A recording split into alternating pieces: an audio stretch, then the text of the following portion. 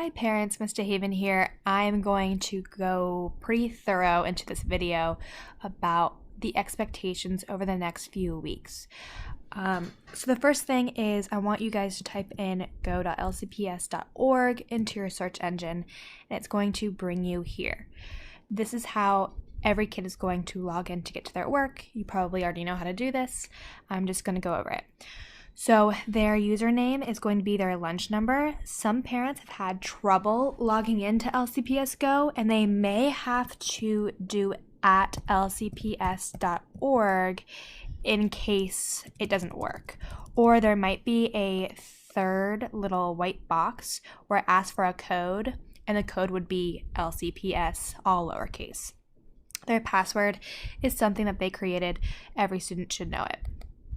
So when you sign in to get to Google Classroom, it's going to be at the top in this Google folder. It's going to be yellow. Click into there and take you to a page that looks like this, and you'll have a distance learning class in there.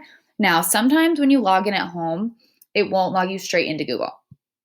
So if it doesn't and you click on it and you get something like this, then you will type in your child's lunch number. In my case, it's myshannon.donegan@lcps.org, but theirs would be their lunch number at lcps.org. Hit next, and then they put in the same password that they did for LCPS Go. And then that will take them into the Google Classroom. Now what they'll need to do is they'll need to click join. We've already added them to it, so they just need to accept that we added them to the class. So they'll just hit join here. Once they hit join, it will take them to the page that looks like this, and this is their distance learning classroom. I don't really like this format. I usually like the classwork. It's more organized instead of stream. Here you can see all the sections. So up top is our student showcase. We're going to use this area to post student videos. I know I have kids who would like to do teaching videos. So this is a great way of showcasing your students' work. It could be posters that they've made. I'll go over what that might look like in a second. Then there's a communication center. So this is just for students to interact with each other. We will be monitoring this. You as well can look at this. So for instance, writing a shout out to a classmate. What is something fun that you've done at home? So they'll just answer the question. Here is where the choice board I'm going to show you in a second is going to be posted. This is where you're going to find all the information needed for distance learning. It's not posted quite yet because I haven't really finalized it, but I'm going to show you in a second. And then finally, the 3 core subject areas that we're going to hit on distance learning. So math, reading, and science. These are all of the activities. Now, of course, the expectation isn't that you finish all this work in a week. We are just trying to provide as many resources as we can in an organized fashion. So let me show you what the choice board looks like. All right. So it says week 1, but this might actually last you a couple weeks. Hopefully we have made it as easy on parents as possible. All right, so it says choice board activities. These activities are optional, ungraded, and always a review of content that's already covered. As of right now, the county has told us to only review and not teach new content. There will be tutorial videos of how to access various platforms within these Google Slides. I've tried to make that as simple as possible as I can. So on the second slide, you'll see our emails, so who to contact for what subject area. And then anytime you see a star, this is a tutorial video. So this is a video of how to access your child's email account.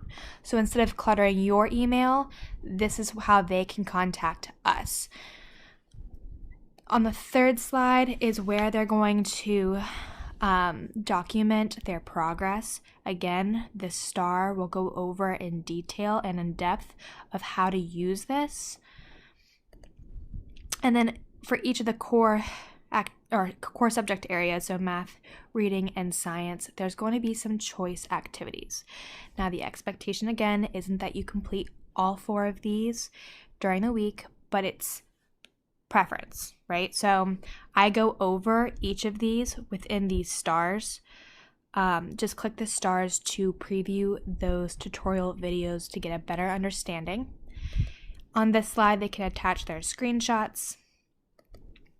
Here are the reading choices. Again, all of these stars tell you exactly what to do.